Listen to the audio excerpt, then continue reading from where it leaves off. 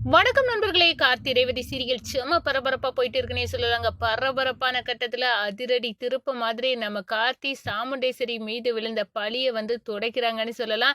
அந்த தன்னோட சேர்ந்த உள்ள ட்ராக்கிங் டிவைஸ் இப்ப எங்க இருக்கு அப்படின்னு அந்த இடத்த வச்சு கண்டுபிடிக்காங்க. அந்த செயின் இருக்க இடத்த வச்சு அதோட பார்த்தோன்னா நகையை சுருட்டிட்டு போன அந்த ஃபைனான்ஸ் வச்சு நடத்தின அந்த நபர்களை தொலியை உரிச்சி கொண்டு வராங்க.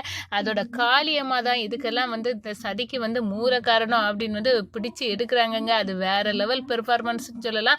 அதை பற்றி தான் இந்த வீடியோக்குள்ள பார்க்க போறோம். அதுக்கு முன்னாடி சேனலுக்கு லைக் அண்ட் சப்ஸ்கிரைப் பண்ணுங்க ஃப்ரெண்ட்ஸ். பக்கத்தில் இருக்க பெல் ஐக்கானையும் கிளிக் பண்ணுங்க. அப்பதான் நான் போடுற ஒவ்வொரு வீடியோவும் நோட்டிபிகேஷனா உங்களுக்கு கிடைக்கும். வாங்க ஃப்ரெண்ட்ஸ் வீடியோக்குள்ள போகலாம். ஃபர்ஸ்ட் எடுத்த உடனே பார்த்தோம்னா ஒரு சேம அதிரடியான பரபரப்பு கட்டம்னு சொல்லலாங்க. பரபரப்பான கட்டத்துல தான் நம்ம ஊர் மக்கள் எல்லாம் ஒன்று திரண்டுக்கிட்டு சாமுண்டேஸ்வரிக்கு வீட்டுக்கு வராங்க. சிவனாண்டி தூண்டி விடுறாங்க. நீங்க குருவி கணங்க சேர்த்து உங்க பிள்ளைங்க கல்யாணத்துக்கு படிப்பு செலவுக்கு நீ வச்சிருந்த நகை எல்லாத்தையும் சாமுண்டேஸ்வரி அந்த நபர்களை வச்சு சுருட்டிட்டு போக வச்சுட்டா. அவளை உண்டு இல்லைன்னு பண்ணுங்க, வாங்க போவோம் அப்படின்னு இழுத்துட்டு வராங்க. ஊர் மக்கள் எல்லாம் திரண்டு வராங்க. சாமுண்டேஸ்வரியால தான் தாங்க நகையெல்லாம் இழந்துட்டோம் அப்படின்னு அந்த இடத்துல சொல்றாங்க. எதுக்காக காலையிலே எங்க வீட்டு முன்னாடி கூடி நிக்கிறிய அப்படின்னு நம்ம சாமுண்டேஸ்வரி கேட்காங்க. என்னம்மா நினைச்சிட்டீங்க? உங்களை நம்பிதானே நாங்கள் இன்வெஸ்ட் பண்ணோம் நகையை. எங்கள் நகையெல்லாம் சுருட்டிட்டு போயிட்டாங்க போலுக்கு. இன்னைக்கு ஆஃபீஸ் பூட்டி கிடக்கு, எங்களுக்கு சந்தேகமாக இருக்குது அப்படின்னு சொல்ல நேரம் நம்ம சாமுண்டேஸ்வரி நான் வரேன், நான் பார்க்குறேன் அங்கே என்ன நடக்குது நீ அப்படின்னு அந்த இடத்துல சாமுண்டேஸ்வரியும் வராங்க. நம்ம சந்திரகலா மாட்டுனாங்கடி, எங்கள் அத்தை விரிச்ச வலையில் சிக்கிட்ட சாமுண்டேஸ்வரி, நீ நடுத்தருவில் வரணும் அப்படின்னு தான் எனக்கு வெகுகால ஆசை. என் திட்டம் இப்போ நிறைவேறிட்டு நீ நடுத்தருவில் நிற்கதான் நான் பார்க்கணும்டி அப்படின்னு அந்த இடத்துல குறித்தெழுறாங்க. நம்ம சாமுண்டேஸ்வரி எல்லாரும் போய் பார்க்குறாங்க. அங்கே பார்த்தா பூட்டி கிடக்குது, நகையை சுருட்டிட்டு போயிட்டாங்க. அப்போ அதிரடியாக ஊர் மக்கள் கேட்குறாங்க, என்னம்மா உங்களை நம்பி தானே நாங்கள் இன்வெஸ்ட் பண்ணோம், இப்போ எங்களுக்கு என்ன முடிவை நீங்கள் சொல்லுறீங்க சொல்லுங்க அப்படின்னு கேட்க நேரம் நம்ம சாமுண்டேஸ்வரி கவலைப்படாதுங்க, என் மொத்த சொத்தம் அழிஞ்சாலும் பரவாயில்ல, நான் கொடுத்த வாக்க மீற மாட்டேன், உங்கள் நகைக்கு நான் கேரண்டி. இப்போ சொல்கிறேன், நான் எல்லா சொத்தையும் விற்றாது உங்களுக்கு நான் செட்டில் பண்ணுறேன். ஈஸ்வரி எதுக்காக இப்படியெல்லாம் வாயை விடுற? இப்போ நம்ம நடுத்தருவில் வந்துடுவோம். இப்போ இருக்க தங்க விலைவாசியில் நம்ம கொடுத்தோம்னா அவ்வளோதான் அப்படின்னு சொல்லினாரு. அதெல்லாம் எனக்கு இது இல்லை, நான் சொல்லி தான் இந்த மக்கள் இன்வெஸ்ட் பண்ணாங்க.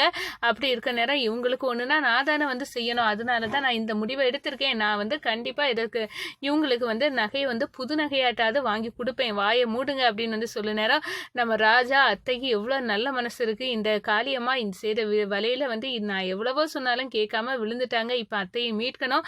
அதுக்கு நான் அந்த ட்ராக்கிங் டிவைஸை பொறுத்துனது நல்லதாக போச்சு. அவன் சுருட்டிட்டு ஓடுனது இப்போ எங்கே இருப்பான் அப்படின்னு அதை வச்சு கண்டுபிடிச்சிடலாம் அப்படின்னு அந்த இடத்துல நினைக்கிறாங்க. அதோட பார்த்தோன்னா அக்கா அவன் சொத்து எல்லாத்தையும் விற்று அப்போ செட்டில் பண்ணியிருக்கா அப்படின்னு நம்ம சந்திரகலா சொல்கிறாங்க. அந்த நேரத்தை வாயை மூடுங்க, அப்படி ஒன்றும் விற்காண்டா, நான் எனக்கு அவங்க எங்கே இருக்காங்கன்னு தெரியும், நான் அதை கண்டுபிடிச்சிட்டு வரேன்னு சொல்லி நேரம் சந்திரா அரண்டு போய் நிற்கிறாங்க. இந்த டிரைவர் பயலுக்கு அவங்க எங்கே இருக்காங்கன்னு எப்படி எங்கே தெரியும், புரியாத புதிராக இருக்க, இவன் கண்டுபிடிச்சிடானோ அப்படின்னு அந்த இடத்துல அரண்டு போய் நிற்கிறாங்கங்க. அதேக்கான காளியம்மாவுக்கு கால் பண்ணுறாங்க. அக்கா இந்த டிரைவர் பையன் உங்களை தேடி வருவான், கண்டிப்பாக நீங்கள்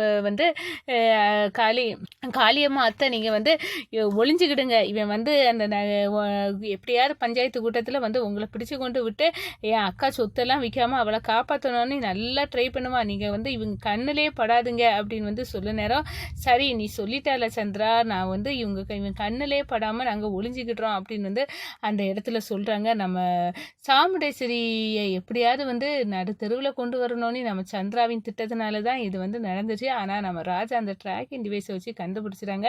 இந்த டிரைவர் பையன் நம்ம வாயிலிருந்தே உண்மையை வர வைக்கிறதுக்கு இப்படியெல்லாம் கிளறுவான். ஆனால் உண்மை சொல்லக்கூடாது. அவனுக்கு கண்டிப்பாக இந்த தடவை நம்ம அத்தைக்கிட்ட தோக்க தான் போகிறான்.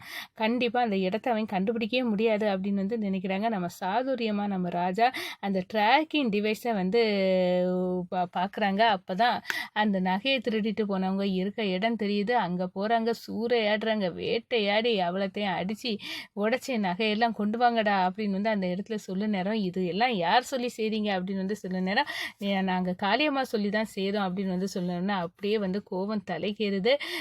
காளியம்மா எங்கள் அத்தையை பண்ணதுக்கு இவ்வளோ தூரம் கொண்டு வந்துட்டாளா, இதுக்கெல்லாம் சந்திராவும் சேர்ந்து தான் அப்படின்னு அந்த இடத்துல பஞ்சாயத்தை கூட்டுறாங்க. எல்லாத்துக்கும் நகையும் இன்னும் இருக்குது, நான் மீட்டு கொண்டு வந்துட்டேன்.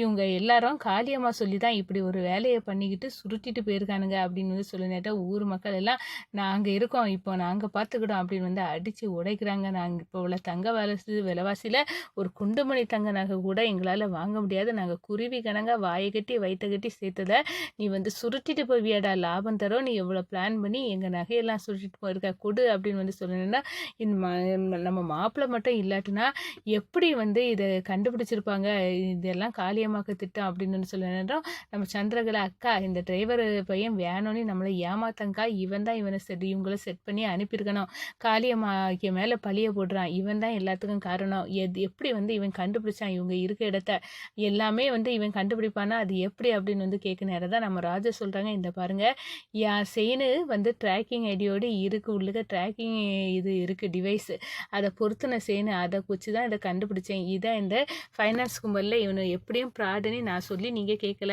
எப்படியும் நீங்கள் மாட்ட போகிறீங்கன்னு தெரியும், அதுக்காக என் சேனை அவங்கள்ட்ட வந்து கொடுத்து வச்சுருந்தேன், அப்போ இந்த சேன் இருக்க இடத்துல தான் இவங்க இருப்பாங்க அப்படின்னு வந்து எனக்கு நல்லா தெரியும், அதை தான் போய் வச்சு கண்டுபிடிச்சி தோச்சி எடுத்தேன் அப்படின்னு சொன்னார். ஐயையோ இப்போவும் நான் வருஷமாக வந்து கத்தையே தப்பிடலான்னு பார்த்தேன், ஆனால் முடியலை அப்படின்னு சொன்னால எல்லா பெண்களும் இனி காளியம்மா எங்கே இருக்காளோ அங்கே போய் அவளை வேட்டையாடுவாண்டி, இப்போ போவோம், ஏற்கனவே அந்த கும்பாபிஷேகத்தில் வந்து குண்டு வச்சவ அவளை தொலியை உரிச்சது காணாது, நீ இப்போ இந்த வேலையை பார்க்குறாளா, அவளை விடக்கூடாது அப்படின்னு வந்து கங்கணம் கட்டிக்கிட்டு அங்கே போகிறாங்க.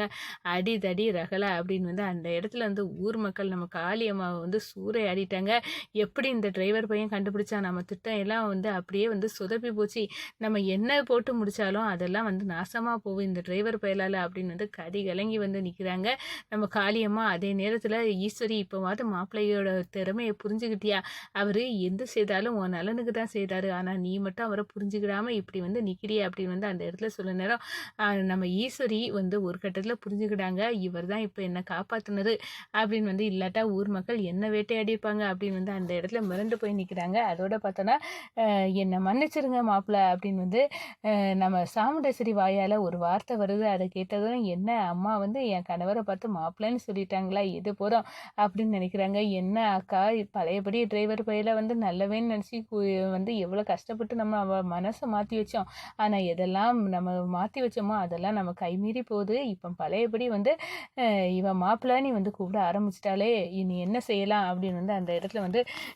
அப்படியே மிரண்டு போய் நிற்கிறாங்க. அதோட பார்த்தோன்னா நம்ம ஊர் மக்கள் முன்னாடி வந்து காளியம்மா, சிவனாடி, முத்துவேலு இவங்க எல்லாத்தையும் வந்து கொண்டு நிறுத்தி அவங்கள அதிகாரிகளை வச்சு வந்து இவ்வளோ பெரிய மக்களுக்கு வந்து துரோகம் செய்தவங்கள பிடிச்சிட்டு போட்டோம் அப்படின்னு வந்து அந்த இடத்துல அதிகாரிகள் வந்து நம்ம காளியம்மா, சிவனாண்டி, முத்துவேலை பிடிச்சிட்டு போகிறாங்க. இந்த சைடு பார்த்தோன்னா நம்ம சந்திரகலா கிட்ட சவால் விடுறாங்க, எப்படி இவங்க கள்ளதனத்தை நான் கொண்டு வந்தனோ அதே மாதிரி நீங்கள் உங்கள் மாப்பிள்ளை கூட போய் சேர்ந்து வாழாமல் இங்கே நின்று உங்கள் அக்கா வீட்டுக்கு குழி தோண்டிட்டு இருக்கிறது வரை நான் உங்களை விட போகிறதில்ல, உங்களையே நான் கொண்டு நிரூபிப்பேன் அப்படின்னு வந்து அந்த இடத்துல வந்து சவால் விடுறாங்க சந்திராட்ட நம்ம ராஜா.